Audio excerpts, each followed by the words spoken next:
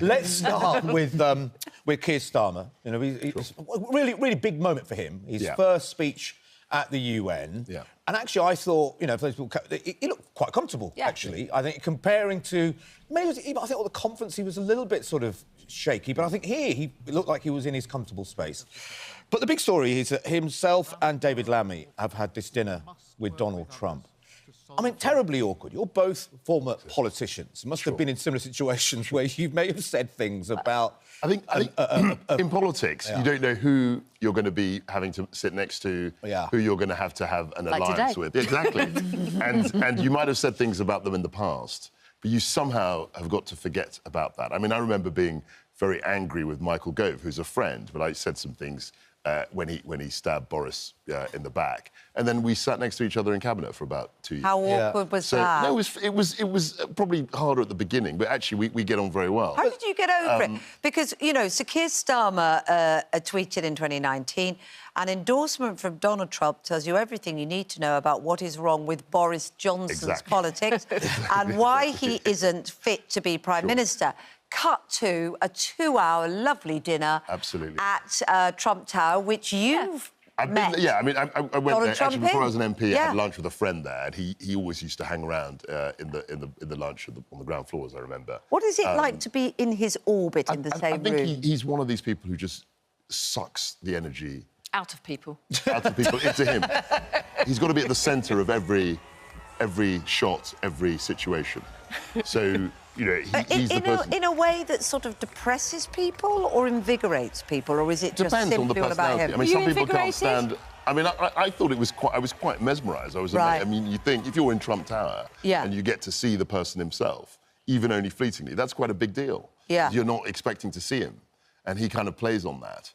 But I think... And also, he's an entertainment figure, but we've heard about, you know, he's been around for decades.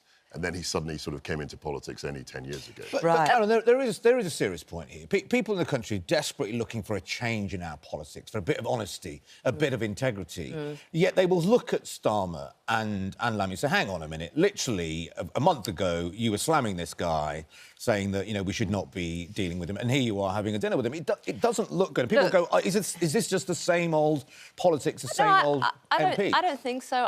Look, I think in politics, often you're having to meet with people that are, you know, quite dangerous. People who, you know, I remember when I was a Foreign Office Minister, you know, meeting certain presidents and things around the world, and I'd look at their sort of sheet of things they've done against human rights and this sort of thing, and think, I'm having to sit down with this person, because sometimes you have to deal with these people. Now, I think with Trump... what would be the reason why you swallow that, just to spell it out? Because... Is it for a greater good? Yes, exactly, and that's why this meeting is so important. We've got, you know, obviously... presidential election underway. Who knows who might be president come January next year? So you've got to do that. And the truth is, I mean, Labour people have said, you know, pretty harsh things about Trump. But on the same token, we know that people like J.D. Vance, who is the running mate of Trump, has said pretty hard things about Labour. And, of course, David Lammy and J.D. Vance have met on several occasions, and there seems to be some sort of bromance going on there, if I can call it that. So but it's really important that these conversations happen. I thought you were going to say J.D. Vance said some pretty harsh things about Trump. Yeah, of course, and now he's his running mate. Exactly. So in politics, alliances, what you say, that can change. Have you ever said anything about Quasi, Caroline? I think so. Well, we found a tweet. We found a tweet from 2018. There's a little bit of an awkward silence there, wasn't there? That's part of the process. And you don't know who you're going to... Talking about awkward conversations, front page of the Daily Mail, Boris, my manly pet talk with Harry in bid. What is manly? What does that mean? Is he standing by the fire saying, come here, son, let's have a little chat? I mean, there's places you'd love to be a fly on the wall. That's one of them. And inside Trump Tower overnight is another one, isn't it? But, Kate, if you're going to sell a book... Start with a royal story. Exactly. You know, start with Boris a royal knows what he's doing. He's not going to sell the book on politics. Funny, Harry and Meghan would have discussed it. Oh, my God, he wants to be our friend. I think that's our reason to go. And also it is interesting, because we always think of that weekly meeting between Prime Minister and the King or the Queen. To be about a sort of a nurturing from... Maybe I've watched too much Crown. I don't know, it could be that. But Queen Elizabeth... You see it be nurturing, advising, historically, having been through so many Prime Ministers. But you also see that sometimes there's a call for help from the other way. Yeah. But I think Queen Elizabeth was totally exceptional. I mean, the range of her experience, the longevity, kind of personal charisma. She was a unique figure.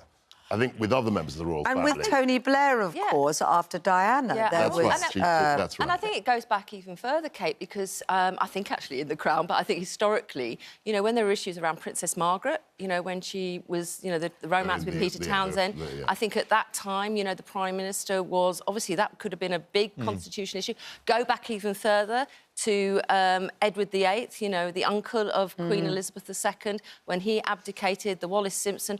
Sometimes, you know, politics comes into this space and the Prime Minister of the day, you know, what is that, how it affects the Constitution, how it affects the role of the royal family within our society and their role in terms of But it's very politics. much... These things come to the fore, and maybe that was part of it as well in terms of that. But, I mean, again, you know... it's a good story to start to celebrate. It's also, you can imagine, it's the poshest man-to-man chat ever, wouldn't it? The two of them, you know? Yeah, but I think Boris would have been quite awkward. I don't think he would have... I think he would have Well, he probably... says it was ridiculous, to be fair. He says it was very awkward, but you're right, he's written a book. Like you say. It's going to come out. That's enough And promo there'll be for lots the Johnson. more. There'll be lots more. Let's move on. Conservative Party conference this weekend in Birmingham, and I think this is a really quite significant story, actually.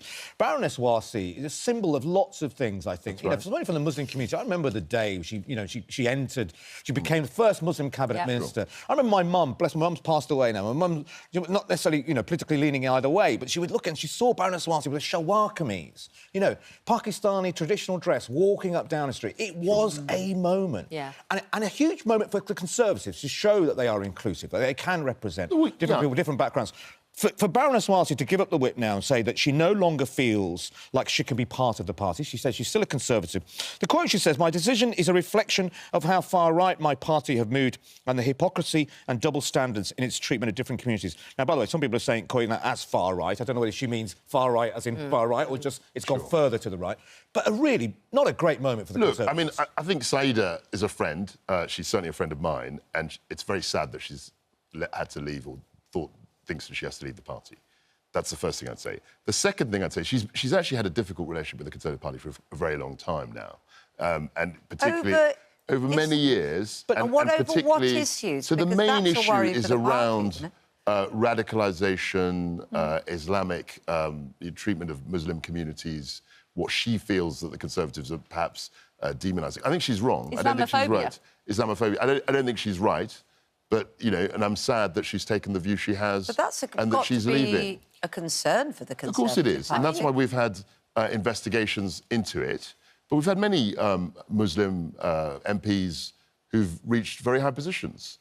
Sajid Javid, Nadim Zahawi, but there've been others. But my point is that there are others who've done very well, who've stayed within the party and haven't seen the problem that she's identified. You say that, but then we've had Robert Jenrick, who's likely to be the favourite of Conservative, saying, you know, on this show and other shows as well, talking about the Allahu Akbar phrase, for example, trying to say, well, we should ban that. I mean, that is Islamophobic. That is a complete dog whistle. I mean, that is Islamophobic. I mean, now this whole language about English identity, and no one, when he's quizzed about it, no one knows what it means. Robert is waging a particular campaign. He's trying to position himself in such a way to win the party, and he's saying, "Look, there is." He's positioning the way that Baroness Warsi is saying, which is going further to the right. Look, I think this is the issue that we've had over the summer, particularly with the riots. I think there's a difference between saying, "Look, there is a concern about radicalisation in Islam," and saying that I hate Muslims. And what Jenrick has been very clear about is that we've got to address the issue. We've got to be, you know, open enough and adult enough to have that conversation. But hang on a minute, right, OK, I think that's really, you know, skating over something here. He could say something about the fact that those people who were rioting, setting fire to hotels, you know, running amok in our high streets, you know, those people, you know, are not actually representing the best of what I would say is our values as Brits, as people from England. That whole thing was about a dog whistle out there. And I think, you know, Saida has, you know, she's from the centre-right of politics.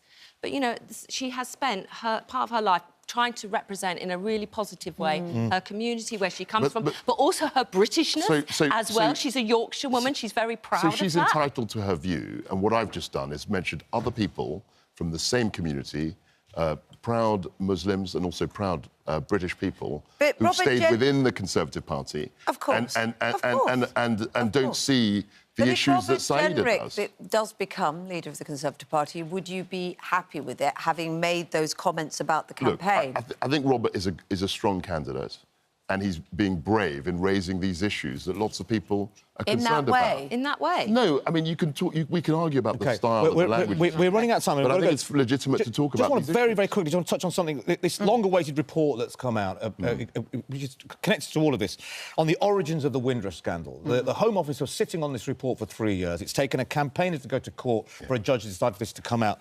And the report talks about major immigration legislation in 62, 68 and 71 that's designed to reduce the proportion of people living in the United Kingdom who did not have white skin. It was. That is quite damning. It is. So, but this legislation was 60 years ago. I mean, the Commonwealth Act. But you know, my parents, I think, came round about that time. So that's racism. Yeah, but it was in 1962. And what they should have done is they should... I hate the way that they sit on these reports, because it always comes out. But then if you look at what happened with Windrush, isn't that sort of, you know, isn't that an effect of that? And we talk about Robert Jenrick, the fact that he doesn't talk positively about immigration. But the Windrush thing was about trying to conflate issues around migrant numbers with people who've been here for generations. You know, lots of those situations when we invited people to come to our country from different parts, particularly of the Commonwealth, to help our economy, to do jobs. They were invited in. There was lots of issues back in those days. Maybe the documentation wasn't great. But then they were wrapped up, conflated with this whole thing about getting migrant numbers down. You've said, when you've been asked about Windrush, you've said there's no racism problem. You're saying there is a racism problem. No, I said when those acts, you were referring to acts that had been passed in 62 and 71. And I think, yeah, there would have been concerns about the level of non-white population. Today, our society is very different to what it was. My only sadness... Your government decided to take... It sounds like your government decided to take those pieces of legislation and bring them into the 21st century to use to get people out of the country. The society moved on, and in terms of the scale of the immigration, if you look back in the 60s and 70s, we were looking at about 50,000 a year, and now it's hundreds of thousands. So the whole scale of the issue is completely different. All right. All eyes on the conference to see who will become the Conservative leader, because that will have a huge... Well, we're not going to decide at that conference. I mean, the MPs have got to whittle them down again. But don't they... Isn't there a big call at the conference? Yeah, there'll be a beauty parade, if I can call it that. Talking of beauty parade, Dr. Amir is here. Lots to talk to you about. We've already seen you in the news, haven't we? Talking about concerns over vaccine take-up. And also, I'm sure you will have seen Chief Medical Officer Chris Whitty talking about COVID. Very emotional testimony in the COVID inquiry from Professor Kevin Fong as well, talking about, you know, dealing with the pandemic and the fallout from that. They're both saying we're feeling now, aren't we? Yeah, certainly. I think there was a lot to unpick with that report. You know, the emotional response from Professor Wong was really important, because it goes back to the struggles that the NHS faced during the time. I think we might be able to see it very quickly, Amir, actually. Have we got that? I mean, it was compared to living through a terrorist attack, and you can see the absolute toll of that. Yeah, it was harrowing. And any social and NHS staff who've been through that, any family members and patients who went through it, will be able to relate to what he's saying there. And Professor Chris Whitty talked about the NHS not being prepared for the pandemic, not enough beds, not enough PPE. And my main concern at the moment is whether we're prepared right now should another pandemic hit. In my opinion, and the experience I have in working in the NHS, I think we're in a worse position now than we were in 2020 when the COVID pandemic hit. We've got an NHS with huge waiting lists, staff that are burnt out, beds that are just simply not there should something like that happen. And what lessons have we learned from this? Have we modernised our infrastructure within healthcare and social care? Have we put things in place? If another airborne virus comes, the ventilation systems are not there. But really importantly, the inequalities which COVID really highlighted in poverty, deprivation, ethnicity are actually wider now than they were back then. Which is terrifying when we know the NHS is struggling. You mentioned social care as well, on the front page of the Daily Express. Extraordinary story. I mean, we know that 2 million older people in England alone are living without the social care they need, which is terrifying. We've been talking about winter fuel payments and the plight of pensioners, but that's the reality all around.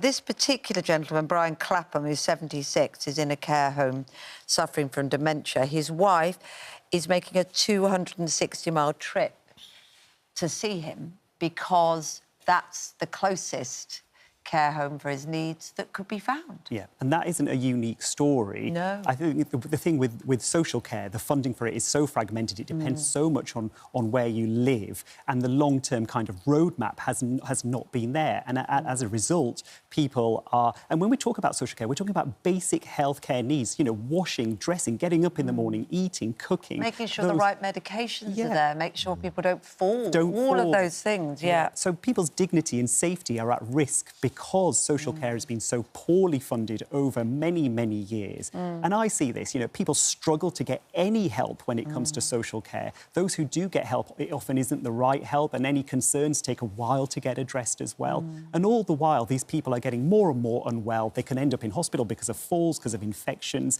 and all of that is so preventable should a proper plan be in place. And, of course, it comes back round to then strain on the NHS, doesn't it? It's a, can I very quickly ask you, some people are now starting getting messages from their GP about taking the COVID vaccine. They'll be getting the ones about the flu vaccine. What is the general sort of advice on that, about taking a COVID vaccine? Yeah, you know, if you are in an at-risk group, the vaccine protects you against serious illness. And, you know, with flu season coming up as well, it's really important you go forward and get your vaccines. And the same message is there for parents with children, because we're seeing a drop in pickup of childhood vaccinations as well. Please do take your children to get vaccinated, because we're seeing a rise in things like whooping cough and measles. So those things are really preventable illnesses that you can get safe and effective vaccines for. Thank you. Look, we're out of time, and I'm very upset about it because we didn't get to see Caroline and Kwasi Kwarteng having a conker fight, because that's a big story of the day. No conkers around, so the national tournament is using frozen nuts, Adol. Frozen nuts? Frozen nuts. I know the outrageous. I know. Thank you to all of you. Thank you very much indeed.